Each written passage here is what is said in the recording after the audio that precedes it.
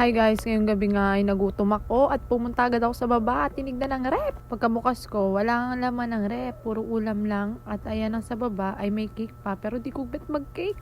At ayan tinignan ko pa sa baba at may nakita akong wrapper.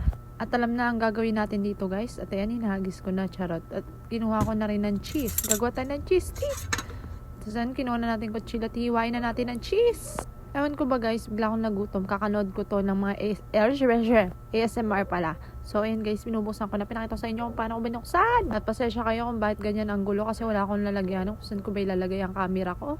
Basta makita nyo lang na binabalatan ko lang ang cheese. At ayan na nga, pinas forward ko na para hindi kayo mainip. Kasi ganyan naman kayo, lagi kayo naiinip. Kaya hindi nagtatagal sa inyong jowa nyo. Charot. At ayan, iniwa ko na sa kalahati kasi sanay ka namang may kahati.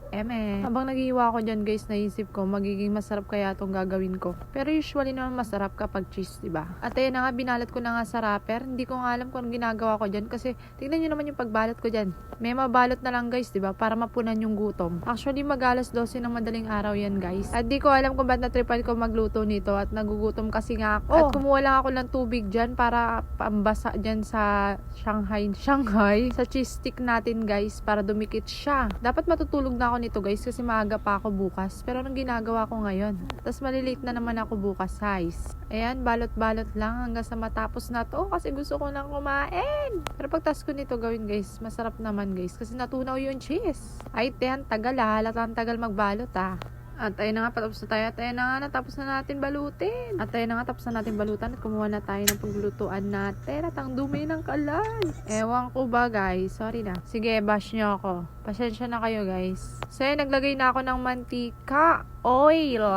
At dali-dali ko na nilagay itong lumpia natin. Lumpia yarn. Char. Cheese stick guys. Cheese stick kasi. Can't wait sa magiging result. Uy!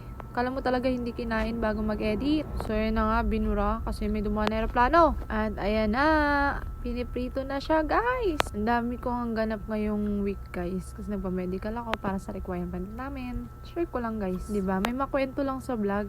Kasi ano pang gagawin ko dito, diba? Tapos ayan na nga, nasunog na nga ang wrapper. Diba? Tapos ayaw niya pang ayaw niya pa magpabaliktad. Isang hampas lupa lang tayo guys. Kaya ayan ang nangyari sa ating niluluto. And naging magkadikit pa sila. Sobrang saya ko nga dyan guys. Kasi feeling ko maayos naman tong niluluto ko. At ayan na nga, malapit na silang maluto. Ewan ko ba ba't burangot ako dyan. Panay tingin-tingin ako kung luto na ba. Kasi ayaw kong masunog. Pero may nasunog na part pa rin. Or di lang mapakali yung kamay ko. Kaya ikot ako ng ikot. At nung time na nga yan guys, nilakasan ko na yung apoy. Kasi burangot na talaga ako. Anong oras na? At ayan na nga guys. Ayan sinasabi ko sa inyong nasunog ko na. Kasi nilakasan ko yung apoy. Diba? Tanga lang. At ayan, pinagbalik-baliktad ko ulit sila. Pagkatapos ko nga, hinango ko na agad. Wow, hinango yan. Yan, patuloy natin yung mantika. Ayaw niya tumulo kay pagpag natin. Char.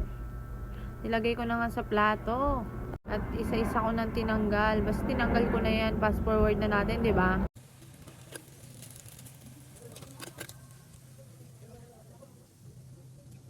Pagkatapos yan, kumuha ako ng ketchup. Kasi naisip ko masarap to sa ketchup. Kasi pag lumakain tayo ng lumpia guys, di ba nilalagyan natin ng ketchup? Baka masarap din to pag may ketchup. So ayun nga, tinry ko. Masarap naman siya.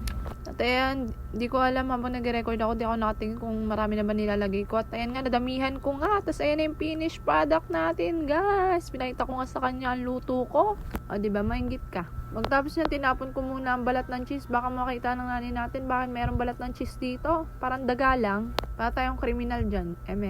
So, ito na nga ang the truth. At ayan na nga, tinikman ko na. Napaso pa si ate. Patay gutom kasi ang hampas lupa. May ketchup ka pa be. So, ayun, narinig nyo naman. Crunchy siya guys. So, ayan, sinubo ulit tayo guys. Susubo ulit tayo guys. Ang sarap talaga. Tingnan naman sa mukha ko. Ano nangyari sa'yo te? Mainit kasi te. Huwag kang PG te. Pero masarap talaga, di ba? Nakita niyo naman sa mukha ko, di ba? Parang gutom na gutom yan. Tapos pinakita sa inyo yung cheese. Natunaw siya, guys. So, ang sarap talaga niya. Masarap, pero mas masarap ako. Ewan ko, baka naging 5 minutes tong video. Parang ang tagal, di ba?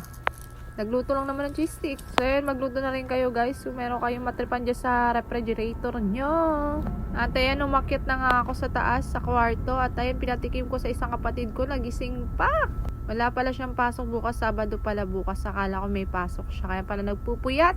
At nahiya pa nga siya sa camera ko. Kala mo talaga hindi lagi nag-selfie. Asa yan, tinanong ko kung masarap. Sabi ko, rate mo. Sabi niya namang masarap. Masarap yung cheese. Okay, bye!